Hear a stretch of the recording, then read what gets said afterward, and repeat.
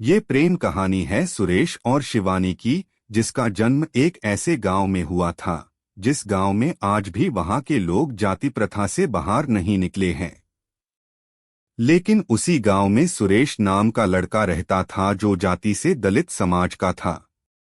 वह अपना घर चलाने के लिए बच्चों को ट्यूशन पढ़ाया करता था।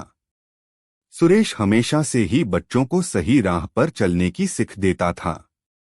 शिवानी भी उसी गांव में रहती थी और वो सुरेश को अक्सर बच्चों को पढ़ाते हुए देखा करती थी। शिवानी के पिता गांव के ही मंदिर में पुजारी थे। शिवानी रोज सुबह मंदिर में पूजा करने जाया करती थी। सुरेश भी मंदिर के रास्ते में ही बच्चों को पढ़ाने जाया करता था। अक्सर दोनों एक दूसरे को देखकर नजरें झुका लिया करते थे।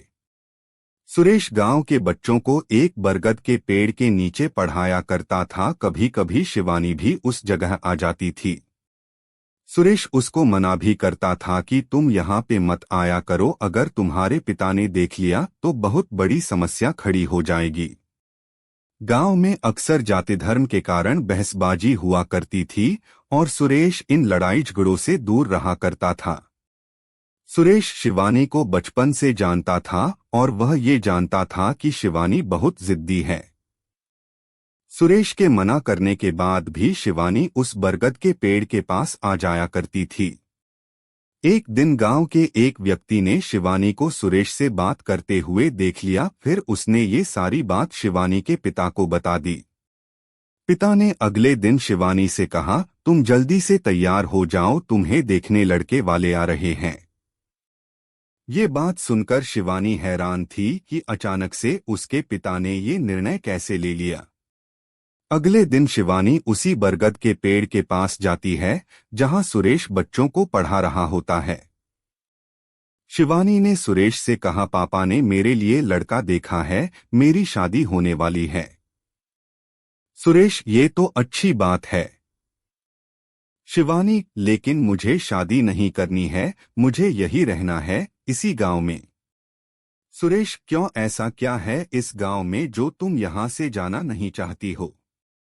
शिवानी, क्योंकि इस गांव में पापा है और तुम हो। इतना कहकर शिवानी वहां से चली जाती है। सुरेश अब समझ चुका था कि शिवानी उसे पसंद करती है। सुरेश के दिल में भी शिवानी के लिए प्यार था, लेकिन उसने कभी भी अपने दिल की बात शिवानी को नहीं बताया। सुरेश ने गांव की जातिवाद समस्या की वजह से अपने प्यार को दिल में ही दबाए रखा था। लेकिन जब शिवानी ने उससे कहा कि उसकी शादी होने वाली है, तब सुरेश की दिल की धड़कनें तेज हो गई थी। लेकिन उस समय सुरेश ने शिवानी के सामने ऐसे बात किया मानो जैसे कि उसे कोई फर्क ही न पड़ता हो। अब दोनों के दिल में एक दूसरे के लिए प्यार था, लेकिन उन्हें समझ में नहीं आ रहा था कि अपने प्यार का इजहार कैसे करे। इधर शिवानी का रिश्ता तय हो गया। अगले ही महीने उसकी शादी होने वाली थी। 2 सप्ताह से सुरेश ने शिवानी को कहीं नहीं देखा। किसी ने बताया कि उसका रिश्ता तय होने के कारण अब वह घर से बाहर नहीं निकलती।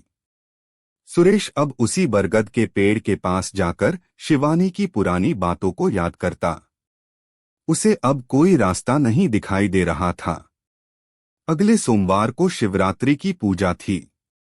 सुरेश सुबह से ही मंदिर के पास खड़ा था। उसे उम्मीद था कि शिवानी मंदिर जरूर आएगी और कुछ देर बाद शिवानी मंदिर आती है। सुरेश तुरंत मंदिर की गेट के पास जाकर खड़ा हो जाता है। शिवानी की नजर सुरेश पे पड़ती है। वह सुरेश को देखकर मायूस हो जाती है। जब शिवानी पूजा करके मंदिर से बाहर निकलती है, तब सुरेश उसे मिलने का इशारा करता है। दोपहर के समय उसी बरगद के पेड़ के पास दोनों मिलते हैं। शिवानी की नजरें सुरेश को ही देख रही थी। सुरेश अपनी नजर नीचे करके कहता है, शिवानी, जब तुम मेरे पास रहती थी तब मुझे कुछ फर्क नहीं पड़ता था और न ही मुझे कुछ महसूस होता था। लेकिन आज जब तुम दूर जा रही हो तो पता नहीं मुझे अजीब सी बेचैनी हो रही है। ऐसा लग रहा है मानो मेरे जीवन का कोई कीमती चीज मुझसे दूर हो रहा है। ऐसा लगता है कि मुझे तुमसे प्यार हो गया है। अब मुझे समझ में नहीं आ रहा है कि मैं क्या करूं। सारी बातें सुनकर शिवानी की आंखों में आंसू आ गए। उसने कहा, सुरेश अब तुम ही बताओ कि मैं क्या करूं। मैं भी तुम्हें बहुत चाहती हूं लेकिन कभी तुम्हें बता नहीं पाई। अब मैं कैसे रहूंगी तुम्हारे बिना। मुझे तो कुछ भी समझ में नहीं आ रहा है। अंत में सुरेश ने शिवानी से कहा कि चलो हम दोनों यहाँ से कहीं दूर भाग के शादी कर लेते हैं।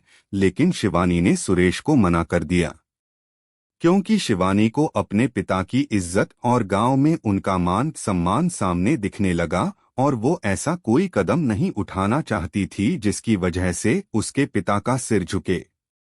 शिवानी ने सुरेश से कहा कि अगर मैं इस गांव से भागती हूँ तो मेरे पिता का क्या होगा, वह तो किसी से नजर नहीं मिला पाएंगे।